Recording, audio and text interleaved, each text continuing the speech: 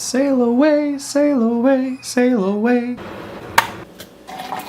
Ooh, that's a hot mug, guy.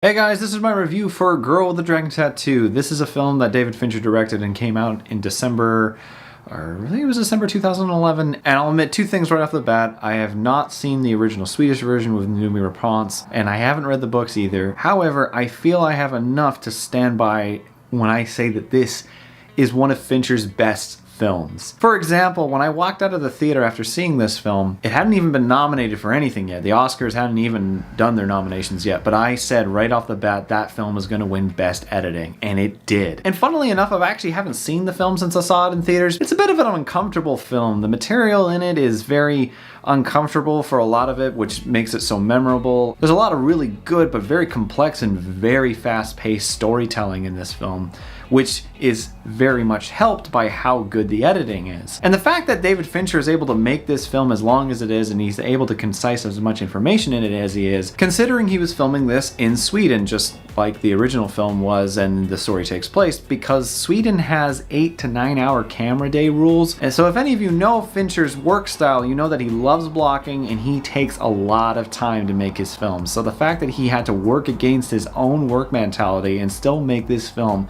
as good as it is a pretty much already solid testament to how solid of a director he is. The film follows Daniel Craig's character, who's an investigative journalist who currently is in a bit of hot water because he made an accusation against another tech mogul but didn't really have the information to back it up, or was given a false lead. And to try and stay out of the limelight while also trying to keep his own life going, he is hired by Christopher Plummer, the grandfather of this very complicated family, to find out what happened to his granddaughter almost 40 years ago. And on the side of this, we're also introduced to Rooney Mara's interpretation of Lisbeth, a young hacker who has an absolute truckload of baggage and a past and a human complex that makes her an incredibly unique character, to the point where you enjoy her presence, but at the same time, I don't think I would ever want to be around this person. It'd be cool to work with her, but at the same time, you'd almost hate working with her because of her style, her personality, and just her character. But going back to the editing of this film, there is never a dull point in this film. The film is about 2 hours and 40 minutes long, but there's never downtime, in the sense that the film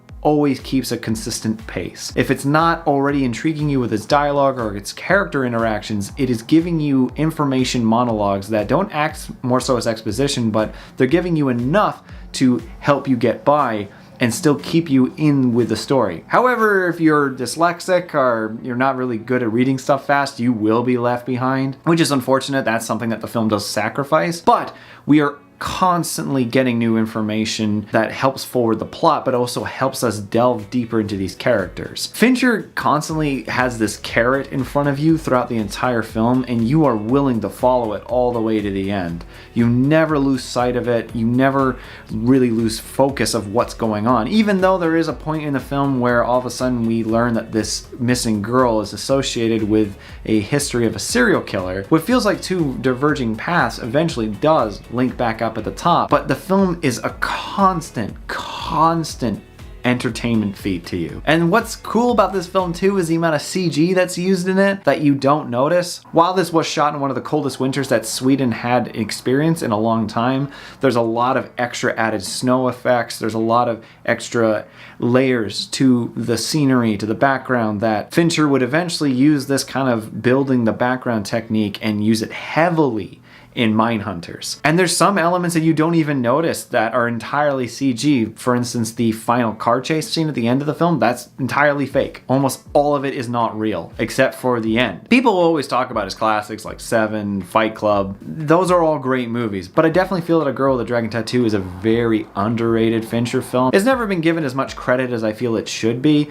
because I feel that it lost people, because in the third quarter, you're getting a lot of information at that point, and when I watched it the first time, I admittedly wasn't 100% along with it. Again, the whole serial killer angle that comes in, I was like, what? But watching it for a second time, I further appreciate what I already liked about the film, and I enjoy the parts that kind of passed me by with greater appreciation this time. And I guess I should talk about the performances. Everyone's doing this kind of very slight Swedish accent, except for Craig. Craig tries to do it at the beginning of the film, and then it kind of just peters off and he just becomes British again, which maybe is like a single detractor from this film. But everyone is great. Rooney Mara does a really good interpretation of this character. Again, I haven't seen Numi's version of it, but I know that is what got her so big in the first place. But I feel that Rooney has never done a role this sophisticated since, because it's a fantastic role. It's a fantastic interpretation, and I feel that they definitely chose the best person for the role. And there was a lot of girls that were going after this role. Craig is good too, don't get me wrong. Even though he doesn't have the accent really, he really helps you envelop what he is feeling. We see that he is a good journalist for a reason. We see that he is smart. We see that he is cunning. We understand why he has the reputation that he does. It's also funny to see Christopher Plummer essentially playing his Knives Out role 8 years before he played his Knives Out role. And then there's Skarsgård, who is,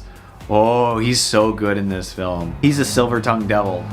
And I mean that in every single word of that. So it's got fantastic performances, fantastic editing, fantastic directing. It's a really, really good remake. It's a remake that I've heard has the very unpopular opinion of being better than the original.